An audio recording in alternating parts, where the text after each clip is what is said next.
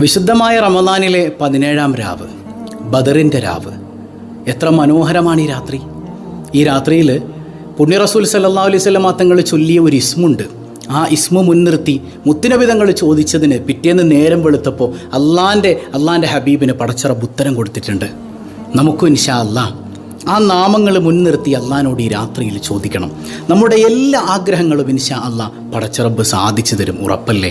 അള്ളാഹു തൗഫീക്ക് നൽകുമാറാകട്ടെ. ആ നാമം ഏതാണെന്ന് പഠിക്കണം, എത്ര തവണ എങ്ങനെയെല്ലാം ചൊല്ലണമെന്ന് പഠിക്കണം. അതോടൊപ്പം ഈ രാവിൻ്റെ വൈശിഷ്ട്യങ്ങൾ എന്തൊക്കെയാണെന്നറിയണം. എന്താണ് ബദർ എന്ന് പഠിക്കണം. ബദർ അനുസ്മരിക്കുന്നതിലൂടെ നമുക്കെന്താണ് നേടാൻ കഴിയുന്നതെന്ന് മനസ്സിലാക്കണം. അള്ളാഹു റബ്ബുൽ ആലമീൻ അതിനൊക്കെ തൗഫീക്ക് നൽകട്ടെ. അതോടൊപ്പം ഈ റമദാൻ 17-ന്റെ രാവ് ലൈലത്തുൽ ഖദറിൻ്റെ രാവാണോ? ലൈലത്തുൽ ഖദറിൻ്റെ രാവാണെങ്കിൽ എന്തൊക്കെയാണ് ചൊല്ലേണ്ടത്? പടച്ചറബ്ബ് ലൈലത്തുൽ ഖദർ ലഭിക്കുന്ന മുത്തഖീങ്ങളിൽ നാം ഏവരെയും ഉൾപ്പെടുത്തി അനുഗ്രഹിക്കുമാറാകട്ടെ. അല്ലാഹു റബ്ബുൽ ആലമീൻ റമദാൻ അനുകൂലമാകുന്ന മുഅ്മിനീങ്ങളിൽ നാം ഏവരെയും ഉൾപ്പെടുത്തി അനുഗ്രഹിക്കുമാറാകട്ടെ. അസ്സലാമു അലൈക്കും വറഹ്മത്തുള്ളാഹി വബറകാതുഹു. എന്തൊക്കെയുണ്ട് എല്ലാവരുടെയും വിശേഷം? സന്തോഷമല്ലേ? എവിടെ പുഞ്ചിരിച്ചു കൊണ്ടൊരു അൽഹംദുലില്ലാ പറഞ്ഞേ. അൽഹംദുലില്ലാഹി റബ്ബിൽ ആലമീൻ. മാഷാ അല്ലാഹ്. ഈ ഒരു ഹംദിൻ്റെ ബറക്കത്ത് കൊണ്ട് ഹൃദ്യമായൊരു പ്രഭാതവും മനോഹരമായൊരു ദിവസവും സമ്മാനമായി തന്ന് കരുണക്കടലായ റബ്ബ് നമ്മെ അനുഗ്രഹിക്കുമാറാകട്ടെ. മാഷാ അല്ലാഹ്. എത്ര ദിവസമായി നമ്മളിങ്ങനെ ഹംദ് പറയാൻ തുടങ്ങിയിട്ട്. ഹംദിൻ്റെ സുന്ദരമായ അനുഭൂതികൾ ഓരോ ദിവസവും വ്യത്യസ്തരായ ആളുകൾ ഇങ്ങനെ അറിയിക്കുന്നുണ്ട്. അല്ലാഹു റബ്ബുൽ ആലമീൻ എല്ലാവരുടെയും ജീവിതത്തിൽ ആ ഹംദിൻ്റെ പ്രതിഫലനം ആസ്വദിക്കാൻ തൗഫീക്ക് നൽകുമാറാകട്ടെ. ഇന്ന് വിശുദ്ധമായ റമദാനിലെ 2-ാമത്തെ പത്തിലെ മനോഹരമായൊരു ദിവസമാണ് റമദാൻ 16. ഇന്നത്തെ മഗ്‌രിബോടുകൂടെ കടന്നു വരുന്നത് റമദാൻ 17-ന്റെ രാവാണ്, അതായത് ബദറിൻ്റെ രാവ്. ചെറുപ്പം മുതലേ ബദർ രാവ്, 17-ാം രാവ് എന്നൊക്കെ പറഞ്ഞു കഴിഞ്ഞാൽ നമുക്ക് ഭയങ്കര ആവേശമാണ്, അല്ലേ? ഒരു മുസ്ലിമിനെ സംബന്ധിച്ചിടത്തോളം ആശ്വാസവും ആവേശവും എല്ലാമാണ് ബദർ എന്ന് പറയുന്നത്. അത് കേവലം ഒരു യുദ്ധമൊന്നുമല്ല, കേവലം ഒരു യുദ്ധം മാത്രമല്ല. ഇന്ന് അമേരിക്കയും മറ്റ് രാജ്യങ്ങളൊക്കെ നടത്തുന്നത് പോലൊരു യുദ്ധമല്ല, റഷ്യയും യുക്രൈനും തമ്മിൽ നടത്തുന്നത് പോലൊരു യുദ്ധമല്ല. അങ്ങനെ ഒരു യുദ്ധമായിരുന്നില്ല ബദർ. അത് ആത്മവീര്യത്തിൻ്റെ ഈമാനികമായ ഉന്നതിയുടെ പോരാട്ടത്തിൻ്റെ വിജയങ്ങൾ രചിച്ച മനോഹരമായൊരവസ്ഥയാണ് ബദർ എന്ന് പറയുന്നത്. അതൊരു യുദ്ധവുമാണ്, എന്നാൽ കേവല യുദ്ധമല്ല, സമരമായി തീർന്ന മനോഹരമായ യുദ്ധമാണത്. ഈമാനിനു വേണ്ടി നിലനിൽപ്പിന് വേണ്ടിയുള്ള പോരാട്ടമാണ് ബദർ. അല്ലാഹു റബ്ബുൽ ആലമീൻ ആ ബദരീങ്ങളുടെ ബറക്കത്ത് കൊണ്ട് നമുക്കെന്നെന്നും നേർവഴി കാണിച്ചു നൽകുമാറാകട്ടെ. ഒരുപാട് വേദനകളുണ്ടായിരുന്നു ആദ്യകാലത്ത്, നമുക്കറിയാമല്ലോ. ഞാൻ ഒരുപാട് ചരിത്രങ്ങളിലേക്ക് കടക്കണില്ല. അള്ളാഹുവിൻ്റെ ഹബീബ് സല്ലല്ലാഹു അലൈഹി വസല്ലം തങ്ങൾ ലാ ഇലാഹ ഇല്ലല്ലാഹ് പറഞ്ഞത് മുതൽ ഒരുപാട് പീഡനങ്ങളാണ് ഓരോരുത്തരും അനുഭവിക്കാൻ തുടങ്ങിയത്. ഒരുപാട് പീഡനങ്ങൾ. എൻ്റെ ഹബീബ് സല്ലല്ലാഹു അലൈഹി വസല്ലം തങ്ങൾ അബൂ താലിബിൻ്റെ മലഞ്ചെരിവിൽ അവിടെ നിന്ന് പ്രിയപ്പെട്ട സ്വഹാബത്തും നാട്ടിൽ നിന്ന് ഭ്രഷ്ട് കൽപ്പിച്ച് മാറ്റി നിർത്തിയൊരവസ്ഥയൊക്കെ ഉണ്ടായിട്ടുണ്ട്. നിരോധനാജ്ഞ, നാട്ടിലേക്ക് വരാൻ പാടില്ല, ഒരു സാധനം മേടിക്കാൻ പാടില്ല. തഫ്സീറുകളിൽ കാണാം, അന്ന് സ്വഹാബത്തിൻ്റെ വയറ്റിൽ നിന്ന് പോയിരുന്നത് ആട് കാഷ്ടിക്കുന്നത് പോലെയായിരുന്നു. കാരണം അരുവിയിലെ വെള്ളവും പച്ചിലയും കഴിച്ചിട്ടാണ് എൻ്റെ ഹബീബ് സല്ലല്ലാഹു അലൈഹി വസല്ലം തങ്ങളും സ്വഹാബത്തും കഴിഞ്ഞിരുന്നത്. ഒരുപാട് വേദനിപ്പിച്ചിട്ടുണ്ട് ആരംഭപ്പൂവായ തങ്ങളെ സല്ലല്ലാഹു അലൈഹി വസല്ലം. അപ്പോഴൊന്നും മുത്തുനബി വാ നമുക്ക് യുദ്ധത്തിന് പോകാമെന്ന് പറഞ്ഞിട്ടില്ല, അല്ലേ? പിന്നെ ഹിജറകൾ കഴിഞ്ഞു, ഹിജറകൾക്കെല്ലാം അപ്പുറം, എല്ലാത്തിനും ഒടുവിൽ ഇനി നിന്ന് കഴിഞ്ഞാൽ നമ്മൾ സ്വയം ഇല്ലാതെയായി പോകുമെന്നൊരു ഘട്ടത്തിലാണ് പടച്ചറബ്ബ് ബദറിന് അനുവാദം കൊടുക്കുന്നത്. അതും അങ്ങോട്ട് വെറുതെ പോയി യുദ്ധം ചെയ്തതല്ല, വേറൊരു ഗത്യന്തരമില്ലാതെ യുദ്ധത്തിലേക്ക് ചെന്ന് പെട്ടതാണ് ഹബീബായ റസൂലുള്ളാഹി സ്വല്ലല്ലാഹു അലൈഹി വസല്ലം. വളരെ കുറച്ച് ആളുകളുണ്ടായിരുന്നുള്ളൂ, 313 സ്വഹാബത്ത് റളിയല്ലാഹു അൻഹും. ബദരീങ്ങളാണവർ. അതിൻ്റെ 2 ഇരട്ടിയായിരുന്നു ശത്രുക്കൾ. തലേന്ന് രാത്രി ആരംഭപ്പൂവായ തങ്ങൾ സ്വഹാബത്തെല്ലാവരും ഉറങ്ങുമ്പോഴും എൻ്റെ നബി തങ്ങൾ ഉറങ്ങിയിട്ടില്ല, മുത്തുനബി തങ്ങൾ ഉറങ്ങിയിട്ടില്ല. അവിടെ ഒന്ന് സുജൂദിലാണ്, കിടന്ന് കരയാണ്. അള്ളാൻ്റെ ഹബീബ് തങ്ങൾ സല്ലല്ലാഹു അലൈഹി വസല്ലം അന്ന് രാത്രി ദുആ ചെയ്യുന്നുണ്ട്. പടച്ചവനെ യാ ഹയ്യു യാ ഖയ്യൂം, യാ ഹയ്യു യാ ഖയ്യൂം, ഹയ്യായ എന്നെന്നും ജീവിച്ചിരിക്കുന്നവനായ എന്നെന്നും നിലനിൽക്കുന്നവനായ അല്ലാഹുവേ, ഈ ചെറു സംഘത്തെ എങ്ങാനും നീ നശിപ്പിച്ചു കഴിഞ്ഞാൽ പിന്നെ ലാ ഇലാഹ ഇല്ലല്ലാഹ് പറയാൻ ഈ ഭൂമുഖത്ത് ഒരാളും ഉണ്ടാവില്ലട്ടോ അല്ലാ. ഈ ചെറു സംഘം വളരെ ചെറിയ സംഘമാണ്. കുറച്ച് വാളുകൾ, വിരലിലെണ്ണാവുന്ന വാളുകൾ, വിരലിലെണ്ണാവുന്ന ഒട്ടകങ്ങൾ, ഇത്രയും സാധനങ്ങളുമായിട്ട് വലിയ ഒരു സന്നാഹത്തിൻ്റെ മുമ്പിലേക്ക് ഓടിച്ചെല്ലുകയാണ് ബദരീങ്ങൾ. യാ അല്ലാ, അവരുടെ ഏറ്റവും വലിയ ആയുധം എന്താണെന്നറിയോ? റദീനാ ബില്ലാഹി റബ്ബ വബിൽ ഇസ്ലാമി ദീനാ വബിമുഹമ്മദിൻ സല്ലല്ലാഹു അലൈഹി വസല്ലമ നബിയ്യാ. അല്ലാഹുവിനെ, റസൂലുള്ളാഹിനെ, ദീനിനെ തൃപ്തിപ്പെട്ടു. ഈ 3 കാര്യങ്ങളിലും അവർക്ക് തൃപ്തിയാണ്. അതാണ്, ആ ഈമാനാണ് ഏറ്റവും വലിയ പോരാട്ട വീര്യം. അതുകൊണ്ടല്ലേ സ്വഹാബത്ത് റളിയല്ലാഹു അൻഹും മുത്തുനബി തങ്ങളോട് പറഞ്ഞില്ലേ, നബിയെ ആ കാണുന്ന അറബിക്കടലിലേക്ക് അങ്ങ് ചാടാൻ പറഞ്ഞാൽ ഞങ്ങൾ ഇപ്പം തന്നെ ചാടും യാ റസൂലല്ലാഹ്, അങ്ങ് പറഞ്ഞാൽ മതി ഞങ്ങൾ ചെയ്യും നബിയെ, അങ്ങ് പറഞ്ഞോ ഞങ്ങൾ എന്തിനും തയ്യാറാണ് നബിയെ. ഹബീബായ തങ്ങളോടുള്ള അതിരറ്റ സ്നേഹം, അള്ളാഹുവിലുള്ള അതിരറ്റ ഈമാൻ, അചഞ്ചലമായ വിശ്വാസം, ഇതാണ് ബദരീങ്ങളെ വിജയിപ്പിച്ചെടുത്തത്. ഇപ്പം തലേന്ന് രാത്രി മുത്തുനബി തങ്ങൾ വിളിച്ച 2 ഇസ്മുകൾ യാ ഹയ്യു യാ ഖയ്യൂം. പടച്ചവനെ, ആ നാമം മുൻനിർത്തി അള്ളാൻ്റെ ഹബീബ് ദ്വാരക്കാണ്, പടച്ചവനെ ഈ ചെറു സംഘത്തെ എങ്ങാനും നീ നശിപ്പിച്ചു കഴിഞ്ഞാൽ പിന്നെ ഇവിടെ ലാ ഇലാഹ ഇല്ലല്ലാഹ് പറയാൻ ആരും ഉണ്ടാവില്ല. വിജയം, വലിയൊരു വിജയം, വിപ്ലവകരമായ വിജയം ആ ചെറു സംഘത്തിന് ലഭിച്ചു എന്നുള്ളതാണ്. അപ്പോൾ അന്നത്തെ രാത്രി മുത്തുനബി തങ്ങൾ ദുആ ചെയ്യാൻ ഉപയോഗിച്ച 2 ഇസ്മുകളുണ്ട്. ആ ഇസ്മു നമുക്കും പതിവാക്കാം. യാ ഹയ്യു യാ ഖയ്യൂം. അള്ളാഹുവിൻ്റെ സ്വാലിഹീങ്ങൾ പറയുന്നുണ്ട്, അള്ളാഹുവിന് 99 നാമങ്ങളുണ്ട്, നമുക്കറിയാം അല്ലേ? പ്രധാനപ്പെട്ട 99 നാമങ്ങളുണ്ട്. അതിൽ ഇസ്മുൽ ആളം എന്ന് പറയുന്ന നാമമുണ്ട്. ഇസ്മുൽ ആളം എന്ന് പറഞ്ഞാൽ ഏറ്റവും ശ്രേഷ്ഠമായ നാമം. ആ നാമം മുൻനിർത്തി എന്ത് ചോദിച്ചാലും അള്ളാഹു തരുമെന്നാണ്. പക്ഷെ അത് ഏതാണെന്ന് നമുക്ക് കൃത്യമായിട്ട് പഠിപ്പിക്കപ്പെട്ടിട്ടില്ല. ചില മഹാരഥന്മാർ പറയുന്നുണ്ട്, മുത്തുനബി തങ്ങൾ ബദറിൻ്റെ രാവിലെ ചോദിക്കാൻ ഉപയോഗിച്ച, പ്രാർത്ഥിക്കാൻ ഉപയോഗിച്ച 2 നാമങ്ങളുണ്ടല്ലോ, അതായിരിക്കണം ഇസ്മുൽ ആളം. കാരണം അത്ര വലിയ അന്തരീക്ഷത്തിൽ മുത്തുനബി തങ്ങൾ 2 നാമം മുൻനിർത്തി ചോദിക്കുന്നുണ്ടെങ്കിൽ ആ നാമം എന്തായാലും ഇസ്മുൽ ആളമായിരിക്കും. അത് യാ ഹയ്യു യാ ഖയ്യൂമാണ്. അതുകൊണ്ട് നിങ്ങൾ യാ ഹയ്യു യാ ഖയ്യൂം ഈ വരുന്ന രാത്രിയിലും നാളെ പകലിലും യാ ഹയ്യു യാ ഖയ്യൂം, ഇതുകൊണ്ട് നിർത്തണ്ട, എപ്പോഴും ഈ യാ ഹയ്യു യാ ഖയ്യൂം എന്ന മനോഹരമായ നാമം മുൻനിർത്തി അള്ളാഹിനോട് ചോദിക്കുക, പടച്ച റബ്ബ് തരും, ഉറപ്പാണ് ഇൻഷാ അല്ലാഹ്. കാരണം ഇത് ബദറിൽ മുത്തുനബി തങ്ങൾ ഉപയോഗിച്ച മനോഹരമായ നാമമാണ്. ഇതിങ്ങനെ ചൊല്ലിയിട്ട് ഇതിനെ മുൻനിർത്തി, നമ്മൾ ചെയ്യുന്ന നന്മകളെ മുൻനിർത്തി അള്ളാഹിനോട് ചോദിക്കുന്നേ, പടച്ച റബ്ബ് തരും. അതൊക്കെ ആധികാരികമായ ഹദീസുകളിൽ സ്ഥിരപ്പെട്ട കാര്യമല്ലേ? സ്വഹീഹുൽ ബുഖാരിയിലും മുസ്ലിമിലും ഒക്കെ റിപ്പോർട്ട് ചെയ്ത മനോഹരമായ ഹദീസുണ്ട്. അത് ഇമാം നബവി തങ്ങൾ റിയാദുസ് സ്വാലിഹീനിൽ കൊണ്ടുവന്നിട്ടുണ്ട്. എന്താണ് സംഭവം? 3 ആളുകൾ ഇങ്ങനെ യാത്ര പോവുക. നമ്മളൊക്കെ കേട്ട ചരിത്രമായിരിക്കും അല്ലേ? 3 ആളുകൾ യാത്ര പോവുക. ക്ഷീണം കൊണ്ടൊരു ഗുഹയുടെ അകത്തേക്ക് കയറിയപ്പോൾ തന്നെ പർവ്വതത്തിൻ്റെ മുകളിൽ നിന്ന് വലിയൊരു പാറ വന്ന് ആ ഗുഹയുടെ മുൻഭാഗം അടഞ്ഞുപോയി. സ്വഹീഹായ ഹദീസാണോ അത്? മുത്തുനബി തങ്ങൾ പറഞ്ഞു തരികയാണ്. ബനു ഇസ്രായേലിൽപ്പെട്ട 3 ആളുകളുടെ ചരിത്രം പറയണം മുത്തുനബി തങ്ങൾ. അപ്പോൾ 3 ആളുകളും തീരുമാനിച്ചു, തള്ളി നോക്കിയിട്ടൊന്നും അനങ്ങണില്ല. അപ്പോൾ അവർ തീരുമാനിച്ചു, എന്താണെന്നറിയോ, ഞങ്ങൾ ചെയ്ത നന്മകൾ മുൻനിർത്തി തവസ്സുലാക്കി അള്ളാഹിനോട് ദ്വാരക്കാം, നടക്കുമെന്ന് നോക്കാമല്ലോ. ആദ്യത്തെ ആൾ ദ്വാ ചെയ്ത് ഇങ്ങനെയാണ്, പടച്ചോനെ എനിക്ക് വയസ്സായ വാപ്പായും ഉമ്മായും ഉണ്ടായിരുന്നു, ഞാൻ എന്നും രാത്രി അവർക്ക് പാല് കൊടുത്തിട്ട് എൻ്റെ മക്കൾക്കും എൻ്റെ ഇണയ്ക്കൊക്കെ ഞാൻ പാല് കൊടുക്കാറുള്ളൂ. ഇതുപോലെ ഒരിക്കലും ഞാൻ പാലുമായി അവരുടെ റൂമിലേക്ക് ചെല്ലുമ്പോൾ അവരുറങ്ങിപ്പോയല്ല, ഞാനവരെ വിളിച്ച് ശല്യപ്പെടുത്തിയില്ല. ഞാൻ ആ പാലുമായിട്ട് അവിടെ നിന്നു. എൻ്റെ കുഞ്ഞുങ്ങൾ വിശന്ന് കരഞ്ഞപ്പോഴും ഞാൻ കൊടുത്തില്ല റബ്ബേ, ഞാൻ എൻ്റെ ബാപ്പാക്കും ഉമ്മാക്കും പാല് കൊടുത്തിട്ടേ ഞങ്ങൾ കുടിക്കൂ, അതുപോലെ തന്നെ അവരും കുടിക്കൂ എന്നുള്ളൊരു വാശിയിൽ ഞാനിങ്ങനെ നിന്നു. അവർ അർപ്പണബോധത്തിൽ നിന്നു, കേവലം വാശിയല്ല.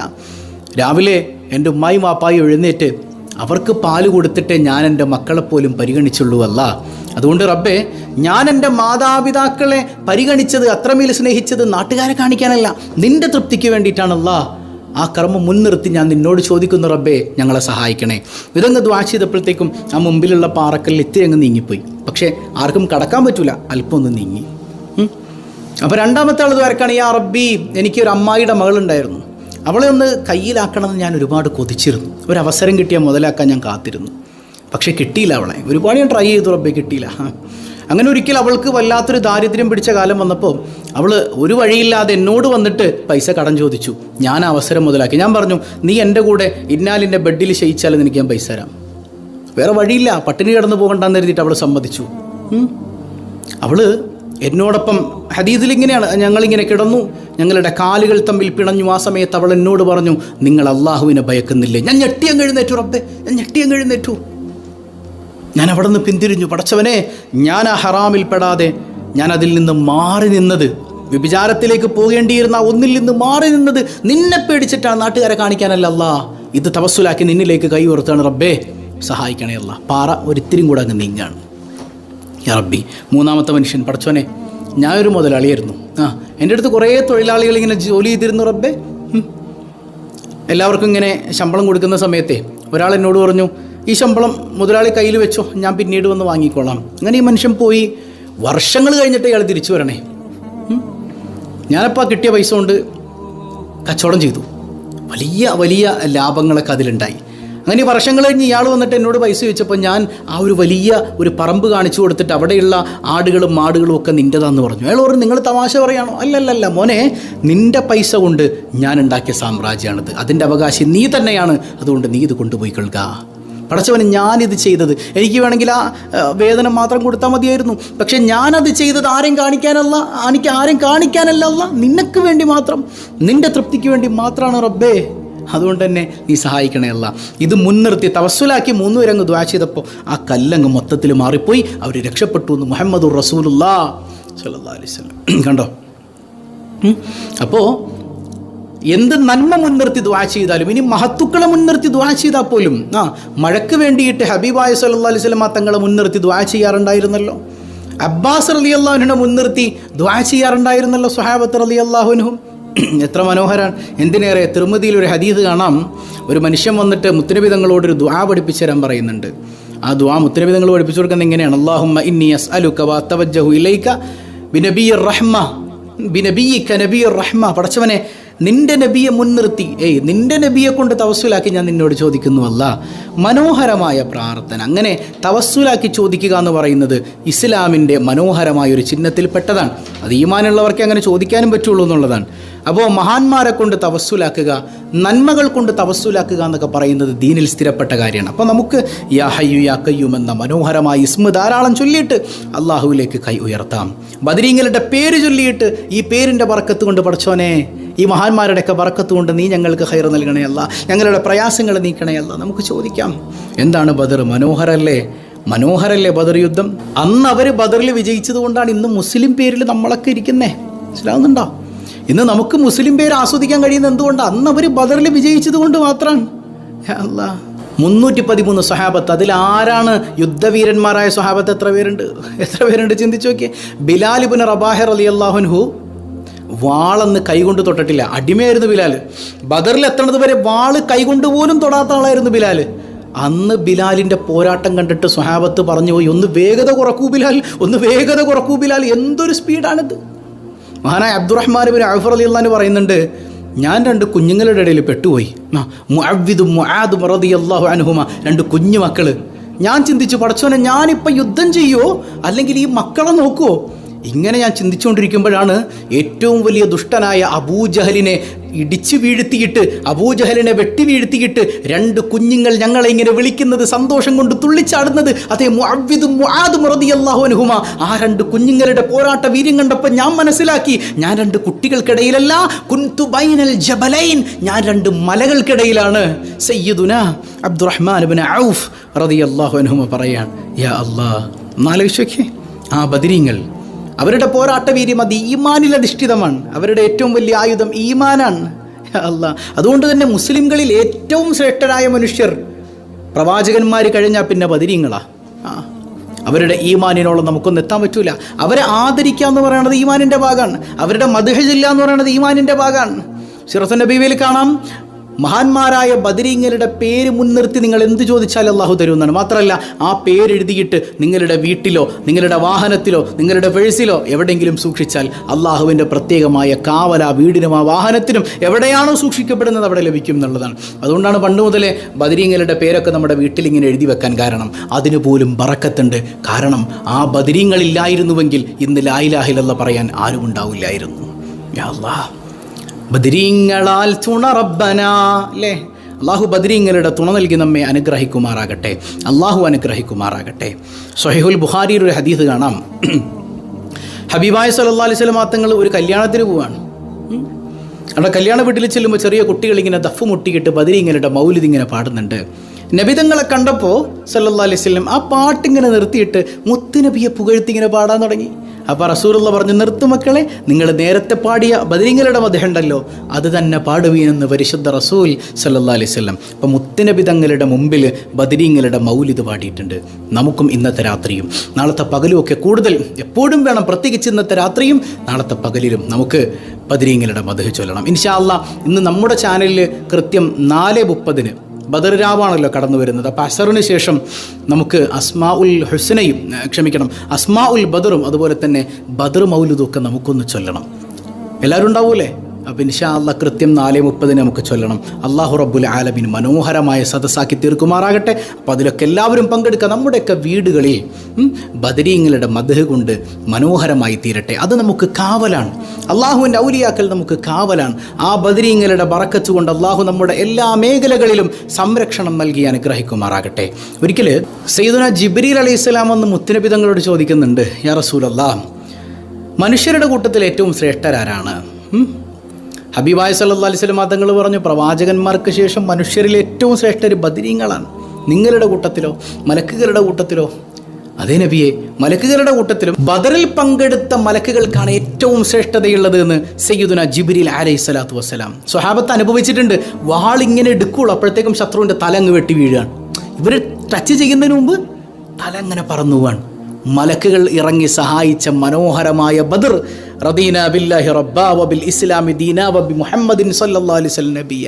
അതിൻ്റെ മനോഹരമായ ആവിഷ്കാരമാണ് ബദർ എന്ന് പറയുന്നത്. യാ അല്ലാഹ്, ലോകം മുഴുവൻ ആദരിച്ച മഹാരഥന്മാർ, അള്ളാഹുവിൻ്റെ ഔലിയാക്കളെ മുൻനിർത്തി നിങ്ങൾ എന്തും അള്ളാഹുവിനോട് ചോദിക്കൂ, അവരോട് നിങ്ങൾക്ക് സഹായവും തേടാമല്ലോ. സൂറത്തുൽ മാഇദയിൽ അല്ലാഹ് പറയുന്നില്ലേ, ഇന്നമാ വലിയുകുമുല്ലാഹു വറസൂലുഹു വല്ലദീന ആമനൂ الذين يقيمون الصلاة ويؤتون الزكاة وهم راكعون. ഇന്നമാ വലിയുക്കും, തീർച്ചയായും നിങ്ങളുടെ സഹായി അല്ലാഹുവാണ്. വറസൂലുഹു, അല്ലാഹുവിന്റെ റസൂലുമാണ്. വല്ലദീന ആമനു, ഈമാനുള്ള അല്ലാഹുവിന്റെ ഔലിയാക്കളുമാണ്. ഇവരാണ് അല്ലാഹുവിന്റെ സഹായികൾ, നിങ്ങളുടെ സഹായികൾ. എന്നിട്ടോ അടുത്ത ആഴ്ച നോക്കിയേ, വമയ്യതവല്ലല്ലാഹ വറസൂലഹു വല്ലദീന ആമനു ഫഇന്ന ഹിസ്ബല്ലാഹി ഹുമുൽ ഗാലിബൂൻ. ആരെങ്കിലും അള്ളാഹിനോട് സഹായം തേടിയാൽ, വറസൂലഹു, അള്ളാഹിൻ്റെ റസൂലിനോട് സഹായം തേടിയാൽ, വല്ലദീന ആമനു, മേൽപ്പറഞ്ഞ ഔലിയാക്കളോട് സഹായം തേടിയാൽ അവർ അള്ളാഹുവിൻ്റെ ഹിസ്ബുള്ളയാണ്, അള്ളാഹുവിൻ്റെ പാർട്ടിക്കാരാണെന്നാണ്. യാ അല്ലാഹ്, ചില ആളുകൾ ഏറ്റവും വലിയ വിഡ്ഢികളാണ്. അവർ പറയാ ഞങ്ങൾ അള്ളാഹിനോട് മാത്രമേ സഹായം തേടുള്ളൂ എന്നാണ്. അത് ഏറ്റവും വലിയ വിഡ്ഢിത്തരാണ്. യാ അല്ലാഹ്. കാരണം എന്താ? അവർ ഹോസ്പിറ്റലിൽ പോയിട്ട് ഡോക്ടറോട് സഹായം ചോദിക്കും, വീട്ടിൽ ഭക്ഷണം ഇല്ലെങ്കിൽ ഭാര്യയോട് സഹായം ചോദിക്കും. അപ്പോൾ പറയും അത് ജീവിച്ചിരിക്കുന്ന ആരോടും ചോദിക്കാടോ, മരിച്ചു കഴിഞ്ഞാൽ പിന്നെ ഉമ്മാനോട് നമ്മൾ ചോദിക്കുമോ? മരിച്ചിറക്കണ ഭാര്യയോട് ചായ ഉണ്ടാക്കാൻ പറയോ? എൻ്റെ പൊട്ടന്മാരെ, എൻ്റെ പ്രിയപ്പെട്ട കുട്ടികളെ, അങ്ങനെയാണോ സൂറത്തുൽ ഫാത്തിഹയിലുള്ളത്? അല്ലല്ലോ. ഇയ്യാക നഅ്ബുദു വ ഇയ്യാക നസ്തഈൻ, നിന്നോട് മാത്രം ഞങ്ങൾ സഹായം തേടുന്നു എന്നല്ലേ ഫാത്തിഹയിലുള്ളത്? ഇല്ലേ? എല്ലാവരും മരിച്ചുപോയാൽ ഞങ്ങൾ നിന്നോട് ചോദിക്കാമല്ല, എല്ലാവരും ജീവിച്ചിരിക്കുകയാണ് ഞങ്ങൾ അവരോട് ചോദിച്ചോളല്ല. അങ്ങനെയാണോ ആയത്തിലുള്ളത്? അല്ലല്ല. എല്ലാ സഹായവും നിന്നോട് മാത്രമാണ് റബ്ബേ. എന്നിട്ട് പിന്നെ അല്പമെങ്കിലും നാണുണ്ടെങ്കിൽ മക്കളെ നിങ്ങൾ വീട്ടിൽ ഉമ്മാനോട് സഹായം ചോദിക്കോ, ഡോക്ടറോട് സഹായം തേടിക്കോ, സഹായം ചോദിക്കോ? ഇന്നലെ ഒരാൾ ഒരു മൗലവിയുടെ വീടിന് തീ പിടിച്ചു. ഒരു കഥ പറഞ്ഞു ഒരാൾ. ഒരു മൗലവിയുടെ വീടിന്, അതായത് ഈ പറയുന്ന പുത്തൻവാദിയായ മൗലവിയുടെ വീടിന് തീ പിടിച്ചു.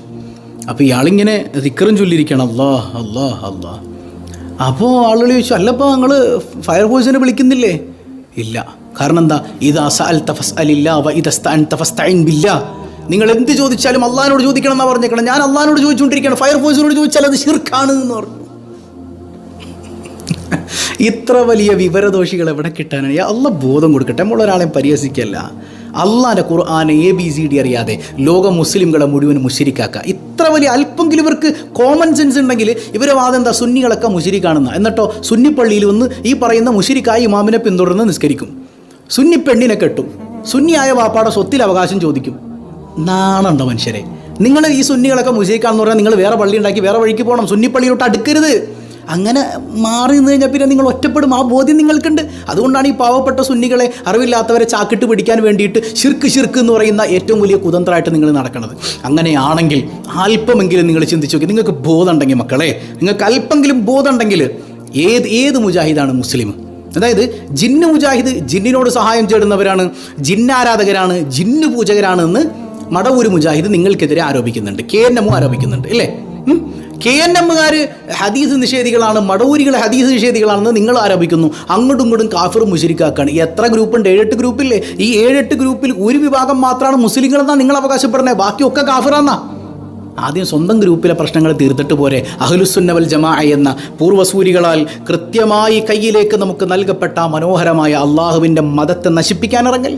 അള്ളാഹു ഉമ്മത്തിന് ബോധം നൽകുമാറാകട്ടെ, അള്ളാഹു ഉമ്മത്തിന് ബോധം നൽകുമാറാകട്ടെ. അപ്പം അള്ളാൻ്റെ ഔലിയാക്കളോട്, അള്ളാൻ്റെ പ്രവാചകന്മാരോട് ചോദിക്കുക എന്ന് പറയുന്നത് ദീനിൽ സ്ഥിരപ്പെട്ട കാര്യമാണ്. സ്വഹാബത്ത് ചോദിച്ചിട്ടുണ്ട്. ബിലാൽ റളിയല്ലാഹു അൻഹു, ബിലാൽ മുസ്നി റസൂലുള്ളാൻ്റെ ഖബറിൻ്റെ അടുക്കൽ വന്ന് മഴ തേടിയിട്ടുണ്ട്, മഴ ലഭിച്ചിട്ടുണ്ട്. ബിലാൽ മഹാനായ ഉമർ റളിയല്ലാഹു അൻഹു മനോഹരമായി അതിന് ആശീർവാദവും കൊടുത്തിട്ടുണ്ട്. ഇതൊക്കെ ഇസ്ലാമിലുള്ള കാര്യമല്ലേ? അബൂ ഹുറൈറ റളിയല്ലാഹു അൻഹു മറവി രോഗം ബാധിച്ചപ്പോൾ വന്ന് സഹായം തേടിയിട്ട് മുത്തുനബിയുടെ അടുക്കലല്ലേ? അപ്പം ഏത് സഹായവും ഇത്രയേ ഉള്ളൂ. ഞാൻ ഉമ്മാനോട് ചോദിച്ചാലും, ഞാൻ ബാപ്പാനോട് ചോദിച്ചാലും, ഞാൻ കെട്ടിയോളോട് ചോദിച്ചാലും, ഞാൻ ഔലിയാക്കളോട് ചോദിച്ചാലും, മുത്തുനബിയോട് തന്നെ ചോദിച്ചാലും, ആരെന്നെ സഹായിക്കണമെങ്കിലും അള്ളാഹ് എനിക്ക് സഹായം തരണം. അള്ള സഹായിച്ചെങ്കിലേ ആ സഹായം എനിക്ക് ലഭിക്കൂ. സ്വന്തമായിട്ട് എൻ്റെ ഉമ്മയോ ഉപ്പയോ എൻ്റെ ഭാര്യയോ മുത്തേബി തന്നെയോ എന്നെ സഹായിക്കുമെന്ന് ഞാൻ വിശ്വസിച്ചാൽ ഞാൻ ഇസ്ലാമിൽ നിന്ന് പുറത്തുപോയി, ഞാൻ മുശ്രിക്കായി. സ്വന്തമായിട്ട് ആർക്കും ഒരു കഴിവില്ല, സ്വന്തമായി കഴിവുള്ളത് അള്ളാഹ്ക്ക് മാത്രമാണ്. ബാക്കി അള്ളാഹ് കൊടുത്ത കഴിവിൽ നിന്ന് സഹായിക്കും, കൊടുത്ത കഴിവിൽ നിന്ന് സഹായിക്കും. അത്രയേ ഉള്ളൂ മനുഷ്യരെ. അതൊക്കെ മനസ്സിലാക്കി കഴിഞ്ഞാൽ ഈ പ്രശ്നം തീർന്നില്ലേ? പ്രശ്നം തീർന്നില്ലേ? ചില ആളുകൾക്ക് ആരെങ്കിലുമൊക്കെ മരിച്ചു കഴിഞ്ഞാൽ ചോദിക്കാൻ പാടില്ല, ജീവിച്ചിരിക്കുമ്പോൾ ചോദിക്കാം. അപ്പോൾ എന്താ, ജീവിച്ചിരിക്കുമ്പോൾ നിങ്ങൾക്ക് അള്ളാനെ വേണ്ടേ? എടോ, രോഗം വരുമ്പോൾ ഏതെങ്കിലുമൊക്കെ ഒരു വഹാബി വീട്ടിലിരുന്ന് ദ്വാരന്നുകൊണ്ടിരിക്കുന്നുണ്ടോ? ഡോക്ടറെ പോയി കാണില്ല. എന്തേ, അള്ളാഹ്ക്ക് പറ്റാത്തത് കൊണ്ടാണോ? അള്ളാഹ്ക്ക് പറ്റാത്തത് കൊണ്ടാണോ? പറയും നിങ്ങൾ. എത്രയെത്ര മുസ്ലിം ഉമ്മത്തിനെ വഴിപിഴപ്പിച്ച് ഈ പറയുന്ന ഒരു വഹാബിയൻ പൗരോഹിത്യത്തിലേക്ക് നിങ്ങൾ കൊണ്ടുപോയി. അല്പമെങ്കിലും നിങ്ങൾക്ക് അള്ളാഹുവിൽ ഭയമുണ്ടെങ്കിൽ, നാണമുണ്ടെങ്കിൽ യാ അല്ലാഹ്, നിങ്ങളിങ്ങനെ ചെയ്യൂ മനുഷ്യരെ? ഈ ഭീകരതയിലേക്ക്, തീവ്രവാദത്തിലേക്ക് എത്ര പേരെ നിങ്ങൾ കൊണ്ടുപോയി? ലോകത്തുള്ള മുഴുവൻ ഇസ്ലാമിൻ്റെ പേരിൽ നടക്കുന്ന തീവ്രവാദവും വഹാബിയൻ ആശയധാരയിലുള്ളതല്ലേ? ISISകാരുടെ ആശയം എന്തായിരുന്നു? വഹാബിസമായിരുന്നു. സൗദി അറേബ്യയിൽ എത്രയെത്ര മനോഹരമായ മക്ബറകൾ ഇടിച്ച് നിരത്തിയിട്ടുണ്ട് നിങ്ങളവിടെ. ആരാത് ചെയ്തത്? എത്രയെത്ര ഉലമായിനെ കൊന്നുതള്ളി സുന്നത്യമാത്തിൻ്റെ ആളുകളെ കഴുത്തറുത്ത് നിങ്ങൾ കൊന്നില്ലേ? ഏതാശയത്തിൻ്റെ പിൻബലത്തിൽ? ഇബ്നു അബ്ദുൽ വഹാബിൻ്റെ വഹാബിയൻ ആശയത്തിൻ്റെ പിൻബലത്തിൽ. എന്നിട്ട് ഇവിടെ നിങ്ങൾ നല്ല പിള്ള ചമയല്ലേ? അല്ലാഹു വല്ലാഹു ഖൈറുൽ മാക്കിരീൻ. നിങ്ങൾ അള്ളാഹിൻ്റെ മതത്തിനെതിരെ കുതന്ത്രം പണിയാൻ നോക്കിയാൽ വല്ലാഹു ഖൈറുൽ മാക്കിരീൻ. അതിലും വലിയ കുതന്ത്രം പണിയുന്നവനാട്ടോ റബ്ബ്.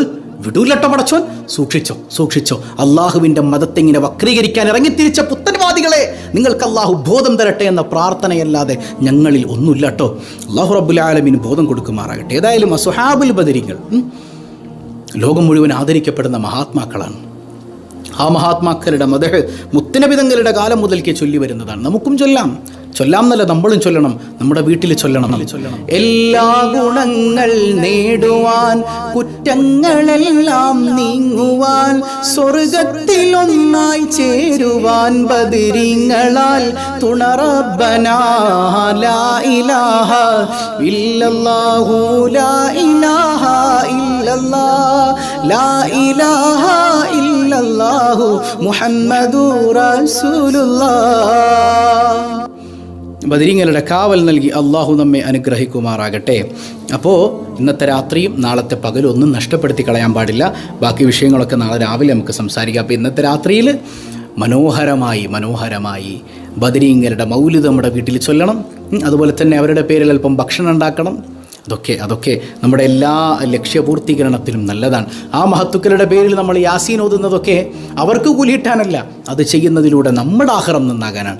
സൂറത്ത് യാസീൻ ഓതി അവരിലേക്ക് ഹദിയ ചെയ്യണം. അതോടൊപ്പം പ്രധാനപ്പെട്ടൊരു കാര്യം പറയാനുള്ളത്, റമദാൻ 17ന്റെ രാവ് ലൈലത്തുൽ ഖദറിന് സാധ്യതയുള്ള രാത്രിയാണത്രേ. ഹദീസുകൾ വിശദീകരിച്ചുകൊണ്ട് ചില മഹാത്മാക്കൾ അങ്ങനെ പറഞ്ഞത് കാണാം. ലൈലത്തുൽ ഖദറാകാൻ സാധ്യതയുണ്ട്. മഹാനായ സെയ്ദ് ഇബ്നു സാബിത്ത് റളിയല്ലാഹു അൻഹു റമദാനിൽ 17ാമത്തെ രാവിൽ ഒരുങ്ങുന്നത് പോലെ മറ്റൊരു രാത്രിയിൽ ഒരുങ്ങൂലായിരുന്നു. കാരണം എന്താ? അന്നത്തെ രാത്രി ബദറിൻ്റെ രാവാണ്.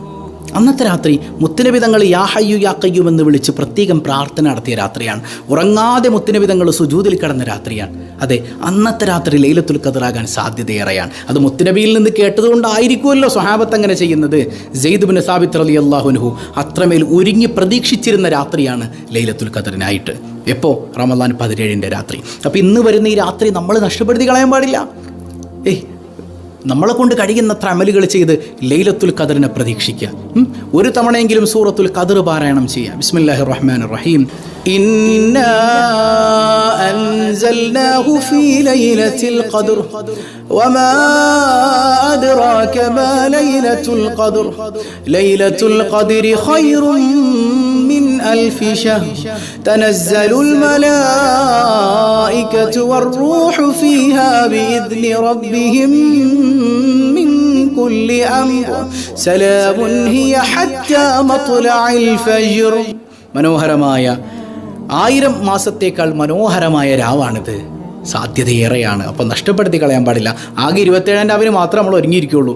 27-ാം രാവിന് സാധ്യത കൂടുതലുണ്ട് എന്നുള്ളതല്ലാതെ 27-ാം രാവാണെന്ന് ഉറപ്പ് നമുക്ക് പറയാൻ പറ്റൂല. അപ്പോൾ ഈ 17-ാം രാവ് ലൈലത്തുൽ ഖദറിന് വേണ്ടിയിട്ട് സ്വഹാബത്തിൽ പലരും ഒരുങ്ങിയിരുന്ന രാത്രിയാണെന്നറിയുമ്പോൾ നമ്മൾ നഷ്ടപ്പെടുത്തി കളയാൻ പാടുണ്ടോ? പാടില്ല. അതുപോലെ തന്നെ ലൈലത്തുൽ ഖദറിൻ്റെ രാത്രിയിൽ എന്താണ് പ്രാർത്ഥിക്കേണ്ടതെന്ന ചോദ്യത്തിന് ആയിഷ റളിയല്ലാഹു അൻഹയ്ക്ക് മുത്തുനബി കൊടുത്ത മനോഹരമായൊരു ദുആയുണ്ട്. അല്ലാഹുമ്മ ഇന്നക അഫുവുൻ തുഹിബ്ബുൽ അഫ്വ ഫഅഫു അന്നി. പടച്ചവനെ, നീ ഏറെ മാപ്പ് ഇഷ്ടപ്പെടുന്നവനാണല്ലോ അല്ലാ, പുറത്തു തരാൻ ഏറെ ഇഷ്ടപ്പെടുന്നവനായ റബ്ബേ, നീ എനിക്ക് പുറത്തു തരണേ അല്ലാ എന്ന ആശയം വരുന്ന മനോഹരമായ പ്രാർത്ഥന ധാരാളം ചൊല്ലുക ഇന്നത്തെ രാത്രി. അതോടൊപ്പം സ്വതക്ക വർദ്ധിപ്പിക്കുക, സ്വതക്കകൾ ചെയ്യാം. നമ്മുടെ റിലീഫ് പദ്ധതിയിലേക്ക് ഹദിയ ചെയ്ത ധാരാളം ആളുകളുണ്ട്. അല്ലാഹു റബ്ബുൽ ആലമീൻ നമ്മുടെ ഹദിയകളൊക്കെ സ്വീകരിക്കട്ടെ. ഒരുപാട് പ്രയാസങ്ങൾ അനുഭവിക്കുന്നവരിലേക്ക് അൽഹംദുലില്ലാഹ് കഴിഞ്ഞ ദിവസം കുറച്ച് മുത്തഅല്ലിമുകൾക്കൊക്കെ നമുക്ക് പ്രത്യേകമായ സഹായങ്ങൾ ചെയ്തു കൊടുക്കാൻ പറ്റിയിട്ടുണ്ട്. നിങ്ങളുടെ ഹദിയയുടെ ബറക്കത്ത് കൊണ്ട് അല്ലാഹു റബ്ബുൽ ആലമീൻ നമ്മുടെ എല്ലാ ജീവിതത്തിൻ്റെ സകല നികല മേഖലകളിലും അഭിവൃദ്ധി നൽകുമാറാകട്ടെ. പ്രയാസങ്ങൾ അനുഭവിക്കുന്നവരെ സഹായിച്ചതിൻ്റെ ബറക്കത്ത് കൊണ്ട് നമ്മുടെ പ്രയാസങ്ങളൊക്കെ അല്ലാഹു നീക്കി തരട്ടെ. അപ്പോൾ ഇന്നത്തെ രാത്രിയിൽ നമ്മൾ ചെറുതാണെങ്കിലും 1 രൂപയെങ്കിലും 1 രൂപ നമ്മൾ ഹദിയ ചെയ്യുക പ്രയാസങ്ങൾ അനുഭവിക്കുന്നവരിലേക്ക്. ആ ഹദിയയുടെയൊക്കെ ബറക്കത്ത് കൊണ്ട് ലൈലത്തുൽ ഖദർ ആണെങ്കിൽ നമ്മൾ രക്ഷപ്പെട്ടില്ലേ? അത്ര മനോഹരമായൊരു ദിവസം നമ്മൾ ഹദിയ ചെയ്തതിൻ്റെ പ്രതിഫലം നമുക്ക് ലഭിക്കല്ലേ? അപ്പം നഷ്ടപ്പെടുത്തി കളയരുത്. അല്ലാഹു റബ്ബുൽ ആലമീൻ തൗഫീക്ക് നൽകുമാറാകട്ടെ. 30,000 രൂപ സമ്മാനമായി ലഭിക്കുന്ന ഇന്നത്തെ ചോദ്യം. ഇപ്പോൾ കഴിഞ്ഞ ദിവസം നമ്മൾ ചോദിച്ചത് എന്താ? ബദർ യുദ്ധം നടന്ന വർഷം ഏതാണെന്നാണ്. ഹിജ്റയുടെ വർഷം. എല്ലാവരും കമൻറ്റ് ചെയ്തിട്ടുണ്ട്. അത് ഹിജ്റയുടെ 2ാം വർഷമാണ്. അള്ളാഹു അസ്ഹാബുൽ ബദരീങ്ങളുടെ നദുറ നൽകി അനുഗ്രഹിക്കുമാറാകട്ടെ. അപ്പം 30,000 രൂപ സമ്മാനമായി ലഭിക്കുന്ന ഇന്നത്തെ ചോദ്യം: ബദറിൽ പിശാജ് ആരുടെ വേഷത്തിലാണ് ബദരീങ്ങളെ ചതിക്കാൻ വന്നത്? അതായത് പിശാജ് പല യുദ്ധങ്ങളിലും മനുഷ്യവേഷത്തിൽ വന്നിട്ടുണ്ട്, മനുഷ്യൻ്റെ വേഷത്തിൽ വന്നിട്ടുണ്ട്. ബദർ യുദ്ധത്തിൽ പിശാജ് വന്നത് ആരുടെ വേഷത്തിലാണ്? ആ മനുഷ്യൻ്റെ പേരെന്താണ്? എല്ലാവരും കമൻറ്റ് ചെയ്യണം കേട്ടോ. അള്ളാഹു ഖൈറും ബറക്കത്തും നൽകുമാറാകട്ടെ. പതിവായി ചൊല്ലുന്ന ദിക്ർ: സുബ്ഹാനല്ലാഹി വബിഹംദിഹി അദദ ഖൽഖിഹി വറിദാ നഫ്സിഹി വസിനത അർശിഹി വമിദാദ കലിമാതിഹി. സുബ്ഹാനല്ലാഹി വബിഹംദിഹി അദദ ഖൽഖിഹി വറിദാ നഫ്സിഹി വസിനത അർശിഹി വമിദാദ കലിമാതിഹി. സുബ്ഹാനല്ലാഹി വബിഹംദിഹി അദദ ഖൽഖിഹി ورضا نفسه وزنة عرشه ومداد كلماته. അള്ളാഹു കബൂൽ ചെയ്യുമാറാകട്ടെ. അപ്പോൾ 4:30 മണിക്കുള്ള ബദർ മൗലിദ് മജ്ലിസിലും അവരും പങ്കെടുക്കുക. അള്ളാഹു കബൂൽ ചെയ്യുമാറാകട്ടെ. അൽഹംദുലില്ലാഹി അൽഹംദുലില്ലാഹി റബ്ബിൽ ആലമീൻ. അല്ലാഹുമ്മ സ്വല്ലി അലാ സയ്യിദിനാ മുഹമ്മദിൻ വഅലാ ആലി സയ്യിദിനാ മുഹമ്മദ്. റഹ്മുർ റഹീമായ കരുണക്കടലായ കരുണാവാരിധിയായ റബ്ബേ, പടച്ചവനെ, അസ്ഹാബുൽ ബദരീങ്ങളുടെ ബറക്കത്ത് കൊണ്ട് ഈ സദസ്സ് നീ കബൂൽ ചെയ്യണേ അല്ലാഹ്. ഈ സ്വബാഹുൽ ഖൈർ കുടുംബത്തിൽ പങ്കെടുക്കുന്ന ഓരോരുത്തർക്കും നീ അഭിവൃദ്ധി നൽകണേ അല്ലാഹ്. മനസ്സിലുള്ള പ്രയാസങ്ങളെല്ലാം ബദരീങ്ങളുടെ ബറക്കത്ത് കൊണ്ട് നീ നീക്കണേ അല്ലാഹ്. സമാധാനം നൽകണേ അല്ലാഹ്. സന്തോഷം നൽകണേ അല്ലാഹ്. കുടുംബ പ്രശ്നങ്ങൾ നീക്കി റാഹത്ത് നൽകണേ അല്ലാഹ്. സന്താനങ്ങളെ സ്വാലിഹീങ്ങളാക്കണേ അല്ലാഹ്. എല്ലാ പരീക്ഷകളിലും പരീക്ഷണങ്ങളിലും വിജയം നൽകണേ അല്ലാഹ്. അസുഖബാധിതർ ധാരാളമുണ്ട്, പരിപൂർണ്ണ സൗഖ്യം നൽകണേ അല്ലാഹ്. മാറാരോഗങ്ങളിൽ നിന്ന്, വിപത്തുകളിൽ നിന്ന് കാവൽ നൽകണേ അല്ലാഹ്. ആക്സിഡന്റുകളിൽ നിന്ന് കാവൽ നൽകണേ അല്ലാഹ്. പടച്ചവനെ, കടം കൊണ്ട് വലയുന്നവരുടെ കടങ്ങളെല്ലാം നീ വീട്ടണേ അല്ലാഹ്. ഞങ്ങളുടെ തൊഴിലുകളിൽ, പ്രത്യേകിച്ച് പ്രവാസി സഹോദരങ്ങളുടെ ജീവിത ഉപാധികളിൽ അല്ലാഹുവേ എല്ലായിടങ്ങളിലും നീ അഭിവൃദ്ധി നൽകണേ അല്ലാഹ്. ബറക്കത്ത് ചൊരിയണേ അല്ലാഹ്. ജോലിയില്ലാത്തവർക്ക് ഖൈറായ തൊഴിൽ നൽകണേ അല്ലാഹ്. മക്കളില്ലാതെ വേദനിക്കുന്നവർക്ക് സ്വാലിഹീങ്ങളായ സന്താനങ്ങളെ നൽകണേ അല്ലാഹ്. റഹ്മുർ റഹീമായ കരുണക്കടലായ റബ്ബേ, ഗർഭിണികൾക്ക് നീ സുഖപ്രസവം നൽകണേ അല്ലാഹ്. പടച്ചവനെ, വീടില്ലാത്തവർക്ക് ഖൈറായ ഭവനം നൽകണേ അല്ലാഹ്. വിവാഹപ്രായമെത്തിയവർക്ക് അനുയോജ്യരായ ഇണകളെ നീ നൽകണേ അല്ലാഹ്. യാ റബ്ബന, ഞങ്ങളിൽ നിന്നും മൺമറഞ്ഞവർക്ക് മഗ്ഫിറത്ത് നൽകണയല്ല. എപ്പോഴാണ് ഞങ്ങൾ മരിക്കുന്നതെന്നറിയില്ല, ഈമാന് സലാമത്താക്കണയല്ല, പെട്ടെന്ന് മരിപ്പിക്കല്ലയല്ല. ബദരീങ്ങളുടെ കാവൽ ഞങ്ങൾക്കും ഞങ്ങളുടെ ഇണകൾക്കും സന്താനങ്ങൾക്കും കുടുംബത്തിനാകമാനവും നീ നൽകണയല്ല. ഞങ്ങളെയും ഞങ്ങളിൽ നിന്ന് മൺമറഞ്ഞവരെയും ആരംഭപ്പൂവായ റസൂലുള്ളാഹി സ്വല്ലല്ലാഹു അലൈഹി വസല്ലമ തങ്ങളോടൊപ്പം വിശിഷ്യ സ്വബാഹുൽ ഖൈർ കുടുംബത്തിലെ ഓരോരുത്തരെയും ബദരീങ്ങളുടെ സാന്നിധ്യത്തിലായി നീ ഒരുമിപ്പിക്കണേ അല്ലാഹ്. ബിഹഖി സ്വല്ലല്ലാഹു അലാ മുഹമ്മദ് സ്വല്ലല്ലാഹു അലൈഹി വസല്ലം സ്വല്ലല്ലാഹു അലാ മുഹമ്മദ് സ്വല്ലല്ലാഹു അലൈഹി വസല്ലം. അല്ലാഹുമ്മ സ്വല്ലി അലാ മുഹമ്മദ് യാ റബ്ബി സ്വല്ലി അലൈഹി വസല്ലം. വസ്സലാമു അലൈക്കും വറഹ്മത്തുള്ളാഹി വബറകാതുഹു.